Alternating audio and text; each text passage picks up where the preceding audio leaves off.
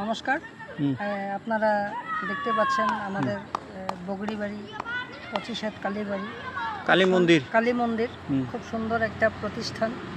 তো গতিকে মাকে দর্শন করার জন্য আমরা আসছি। তো আমাদেরও মনের কামনা বাসনা প্রার্থনা আমাদের যাতে পূর্ণ হয় এবং আমার ফেসবুক পরিবারের যত ফ্রেন্ড আছে আমরা ওদের জন্য প্রার্থনা করি ওরাও যাতে চিরজীবন ভালো থাকুক। এই দুর্গা পুজো তো এসে গেল, আমাদেরও সময় হয়ে ওঠে না। তো আজকে আমরা ভাবলাম যে একটু 25 হাত কালীবাড়ি মায়ের দর্শন করি। এইটা আপনারা সবাই আমাদের চ্যানেলটাকে সাপোর্ট করুন, এতটুকু বলা ছিল। ধন্যবাদ, নমস্কার, ভালো থাকবেন। Thank you.